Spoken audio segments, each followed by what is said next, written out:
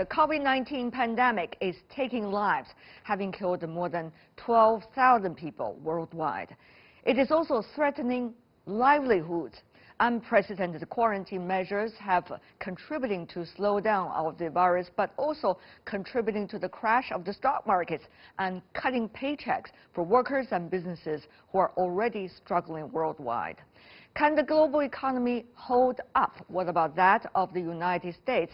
What are some of the latest policies and what are their implications for all of us in different parts of the world? Take a look. For the first time in its 228-year history, the New York Stock Exchange opened its markets with floors closed on Monday. Global financial markets witnessed bloodbaths in the previous week, and the new week started with shares falling in all major markets except Japan. Experts say the current downturn could easily prove the steepest since the end of the Second World War. Government and central banks around the world are cutting rates and giving out rescue packages that haven't been seen in decades. But a $1 trillion proposal to rescue the reeling U.S. economy crashed in the Senate on Sunday, as the Democrats and Republicans persist on disagreements. It'll be because of our colleagues on the other side. Meanwhile, overwhelming numbers of unemployment claims have crashed websites in some U.S. states. Last time for a while. Just when I thought things couldn't get worse, my company actually laid a bunch of people off, including myself. Air Canada announcing late last night it is laying off more than 5,000 flight attendants. Housekeeper Larry Lou Karumba hasn't worked in 2 weeks. I'm a single mom of 3. I really don't know what I'm going to use to put food on the table. And in Australia, queues for unemployment offices are reminiscent of the Great Depression. For the sick and the poor, the COVID-19 pandemic spares no mercy. Wow.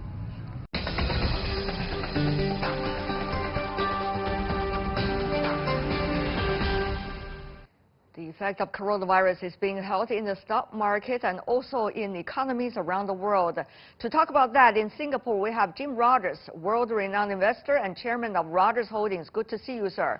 In New York City, Anthony Chan, former J.P. Morgan Chase chief economist. Good to see you as well. Last but not least, in Shanghai, Qian Ren, executive dean of the Fan Hai International School of Finance of Fudan University. Well, this is a very difficult time, but let's start with the latest. Mr. Chen, latest from Washington, the Fed is willing to, quote-unquote, unlimited expansion of bond purchasing programs. What does that mean? Well, I think the Federal Reserve is trying to keep the overall economy from getting out of control. But what we have here is a situation where we have put the U.S. economy in a self-induced coma in order to be able to attack or kill the virus.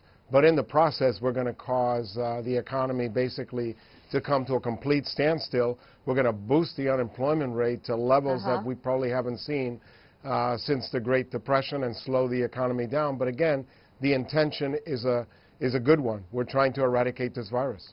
If we dig a little bit deeper into what exactly the Fed is going to do, some say, Mr. Rogers, this is what about the Fed is about to do, which is whatever it takes, in a way.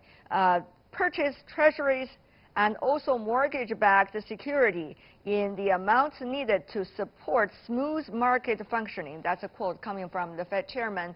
So what does that mean, really? Anyway, what it means is they're going to print staggering amounts of money. They're going to buy everything they can in sight legally. They're going to do everything they can to prop this up. Is it good in the long run? No. But they don't care about the long run. They care about the short run. How short, Mr. Rogers? Well, we're possibly going to have a nice rally here. We've had a huge collapse. We're going to have the government come up with something before too much longer because they have to. And when you get good news like that, lots of money being forced into the economy, it's overdue for a rally. And when we have the rally, who knows how high it might go. Got it. Mr. Chen, where does the money come from? Well, the Federal Reserve creates this money. They did it during the global financial crisis, and then the hope and expectation is that they'll be able to unwind their balance sheet. But it's not just mortgage-backed securities. They're going to create a whole alphabet group of credit facilities to help small businesses, to support commercial paper, eventually municipal bonds. It's a whole slew of different liquidity facilities, again, to try to keep the patient from completely dying during the time that you're trying to eradicate the virus. Only time will tell how successful the operation will be. Whatever it takes, that is going to be the nickname in a way. Mr. Chen from China, from your perspective, where does the Fed get the money? Where does the money come from? From printing money or from somewhere else?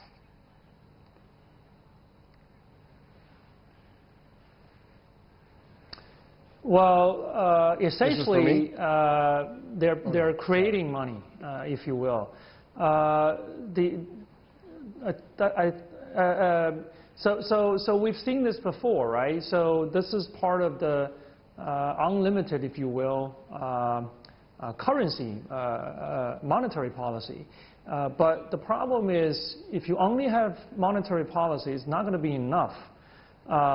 You need what we call the fiscal stimulus to help more directly of the people in need and these small businesses. But you know, Mr. Chen, before we go to what is the solution for the U.S. economy, let me just ask you very directly, Professor Chen, if I could. Where does the money come from? The Fed is going to purchase all of this, as I earlier described, a quote from the Fed chairman. So where does the money come from?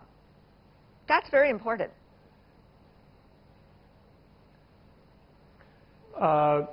You're asking me? Sure. I mean, basically, they print more money. Okay, great. But as long as it's the dollar important that we get a direct answer. The dollar remains the global currency in the world, they're going to keep printing. Okay. Mr. Rogers, you want to say something? Yeah, I just want to say that in Japan, they're printing money every day. They've started buying shares even. They used to buy bonds and ETFs. Now they're buying stocks. This is going to spread to other central banks around the world, John Wei. This is not just an American hype. It's everybody hyping. And that's why we may have a big rally, but it's not going to be good in the end. Anthony, tell me more. 1.6 to 1.8 trillion dollars. That was supposed to be the stimulus package. Of course, the Congress is fighting at this moment about what and how and when and how much. So, Anthony, how much really? Even it's 1.8 trillion, it will last. Well, I think the Treasury Secretary has made it very clear that the hope and expectation is that this will last for about 10 to 12 weeks. If the virus situation remains critical for longer than that, they'll come back and ask for more. And by the way, as to where that money is coming from, the Federal Reserve has really unlimited ability to print money. During the global financial crisis, they brought their balance sheet from $800 billion to $4.5 trillion. I have no doubt that they won't hesitate to do it again. And then, of course, after the crisis is over, they'll try to unwind that balance sheet. But we saw that they never end up unwinding it back to the original amount because the economy is growing. So over time, the Federal Reserve has to grow that balance sheet anyway. But at this time, they're going to grow it by leaps and bounds. Does the Federal Reserve, Jun from China, having now all its tools out, or are there other options also for the Fed, besides all of this we have mentioned?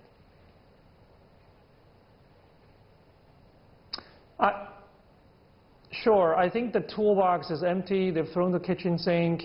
Of course, as Mr. Chan said, the scale, the size of the QE can be very, very large. We know that during the global financial crisis, they basically quadrupled their balance sheet. This time, they can do more than that.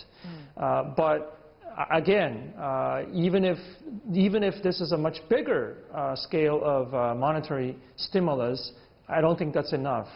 The other thing that's very important, as we've discussed, is how long the shutdown of the economy will last. Because the longer it lasts, they're going to need more. So again, I think they've done everything. They've injected liquidity in all the credit markets, other than the stock market. But I don't think they can do that. They can do that anytime soon. And then they're going to just keep buying bonds. I guess buying corporate bonds is good in some sense because to help these corporations, because otherwise a lot of corporations will face bankruptcy risk. So they just keep buying all these assets, make their balance sheet larger and larger, and agree they're going to worry about unwinding that when this is all over. Yeah, Mr. Rogers, I mean, you are a seasoned investor. You went through a lot, and you've seen a lot of stories just happening around you, even to yourself. So people have been comparing what's going on, Mr. Rogers, with 1930s. Well, Tianwei, Go ahead. Tianwei, I wasn't around in the 30s. I hasten to tell you, but let let me me tell tell not, you, but this is going to be the worst in my lifetime. This is going to be the worst in my lifetime before it's over. 2008, we had a big problem because of too much debt. Tianwei, since 2008, the debt everywhere has skyrocketed. We talked about the Federal Reserve quintupling its balance sheet. They're going to do it again. Washington is talking about we're going to send everybody $1,000. Well, what are they going to do next month? Another 1,000? I mean, this is going to get really bad before it's over, and then we're going to have a very serious collapse. You should be worried. I am worried, Mr. Rogers. I mean, tell me more about what happened after... Wait, Tianwei. Go ahead. I want to tell you, you don't have to work because you have job security. Somebody has to report to us about what's going on. I don't have job security, but you have job security because we have to know. I think the media is working very hard at this moment. I hope it is informative for all our viewers with your help. But about that, also I want to go to Anthony. I mean, how about a comparison now, 1930s? Well, I think that in 1930 we didn't have as much of the government. In fact, the Federal Reserve, I was an economist at the Federal Reserve, and the things that they're doing now is completely unmanageable. Back in the 1930s, they actually cut the money supply. My PhD is in economics, and when I was an economics professor and I taught monetary policy, none of the things that the Federal Reserve is doing today were even discussed. But today, it's a different situation. Today, we've learned that the Federal Reserve has a role to play to try to stabilize these things. But James Rogers is right. These things have negative side effects. But the point is that right now, policymakers are deciding for themselves that the negative side effects don't outweigh the benefits, and so they're willing to put up with those negative side effects. And those negative side effects are not good ones. A lot of debt, potentially inflationary implications later on, and having even bigger problems. But right now, the goal of the Federal Reserve and the federal government with fiscal stimulus is to stabilize the patient while you basically push the economy into a comatose state. I see. It's an ICU operation. We don't know what's next, but for now, we want to still have it breathe.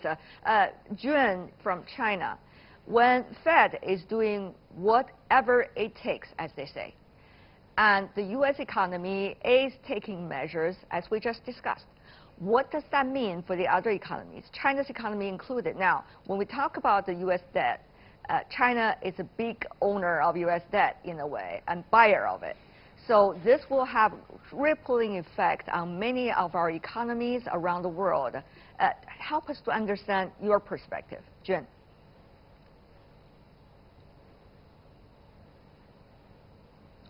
Sure. So in some aspects, this is similar to what we've seen in 08-09. The Fed back then, as we said, they printed a lot of money. They quadrupled their balance sheet. At that time, China was doing reasonably well relative to the U.S. and Europe. So what happens next was a large wave of capital. We nicknamed hot money through different channels coming into China. Actually create a lot of problems in China because a lot of money coming in, they're betting RMB will appreciate. When this hot money coming into Chinese capital markets, there were bubbles in asset markets. And when this hot money eventually left, that also created problems. And that was present not only in China back then, but in a lot of large emerging markets. So what's different for this crisis from the 2008-09 was the cause, right? So 08, 09, we know the financial system itself had problems. This is kind of, you know, the financial system has some issues, but this is like a very uncertain external shock. And the direct consequence of this is the economy is in pause. And we don't know how long that pause is going to be, and this is very critical. So the size of the stimulus could be much larger than we've seen before, and that's going to create even more what we call side effects, not only for the U.S. but for the world outside the U.S. How would you compare? So the other economies, especially emerging markets. Sure, go ahead. How would you compare, Jun, between the practices now by the Fed and also the U.S. government so far, and that of the Chinese government? After all, China was in the fire earlier, 2 months earlier almost than the rest of the world. Now China is trying to resume some kinds of normalcy after a long time of quarantine. Chinese economy suffered, as we all know. So what does that mean? How would you compare, briefly, if you can, the simple logic between the two?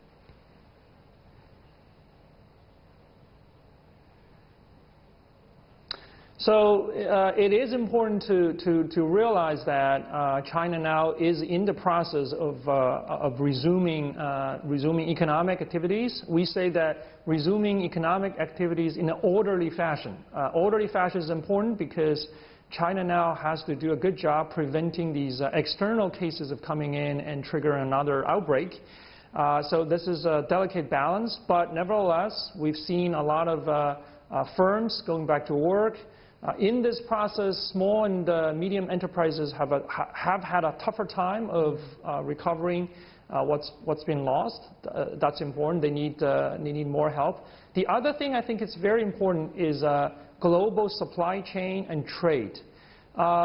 So as China recovers more, it certainly can help itself, but it can also help global economy to recover. With the condition that the global chain stays intact and also trade barriers. There are no extra trade barriers. In fact, it would be much better if trade barriers are removed. I think that will be a boost to China, to the U.S., to the global economy.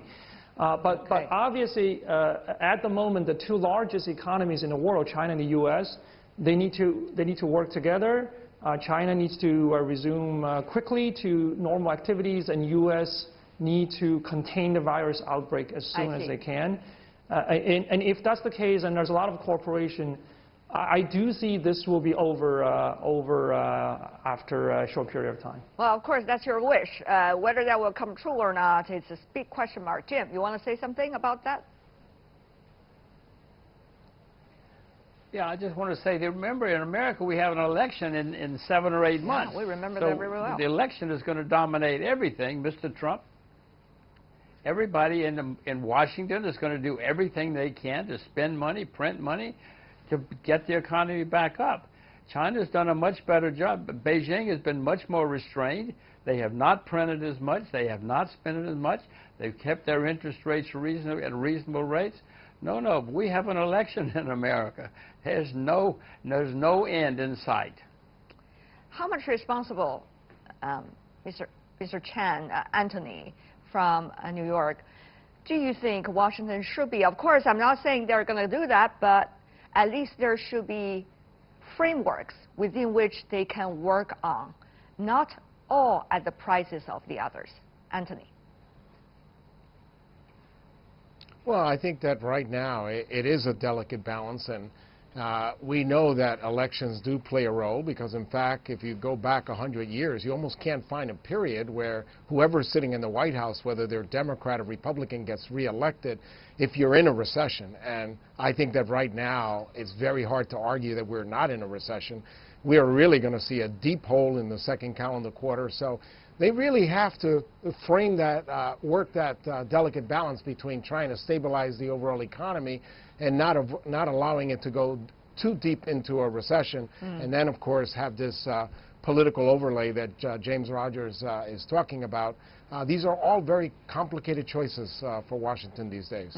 Washington, of course, is very much split up, Jim, as you know very well, between the two parties with the election year. So what would that mean for some of the policies likely to be decided by the current administration? And how will that, in a way, be massaged by the politics on Capitol Hill? After all, the Congress has to nod its head before any real stimulus policy coming into being.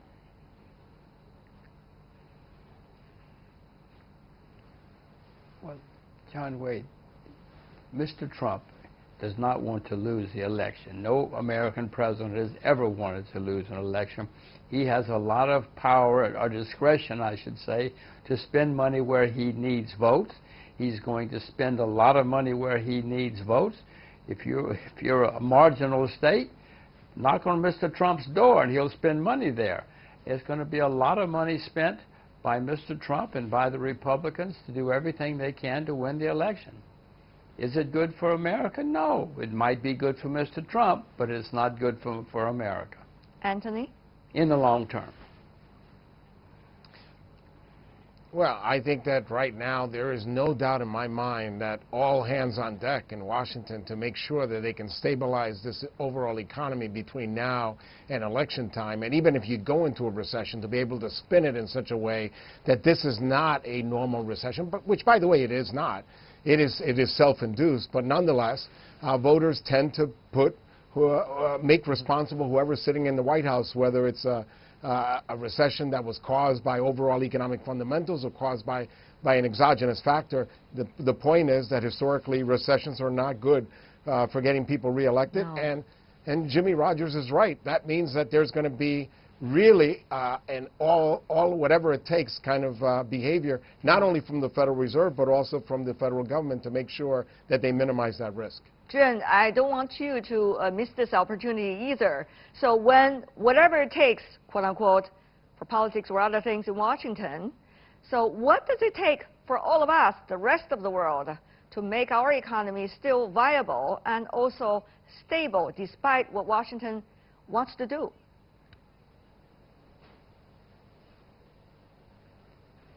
Well, as I said before, China's done a better job. It is important, especially for a large economy like China. So as I said,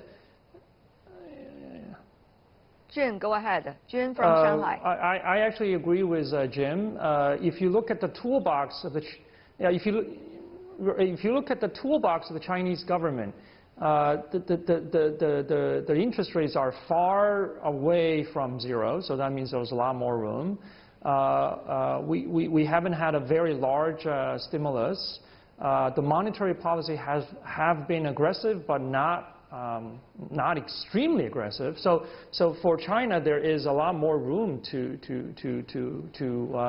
further stimulate the economy when needed. So that's good. Okay. As I already said, that the most important thing for China now is to resume work in an orderly fashion. The other thing that we need to learn from past history is that you actually mentioned, because China actually holds a lot of the U.S. debt. So as the U.S. government prints a lot of money, we don't know when, but clearly there's going to be a trend that the dollar is going to depreciate against the RMB.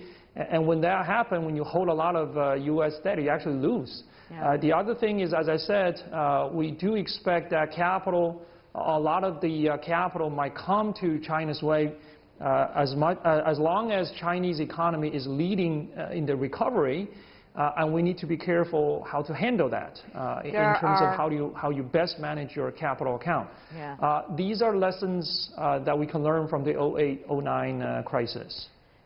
They say this is even more than the 08 and 09. There are a lot of scenarios. Thank you so much, the three of you gentlemen, helping us at least to clear our mind a little bit. I'm sure a lot to watch about.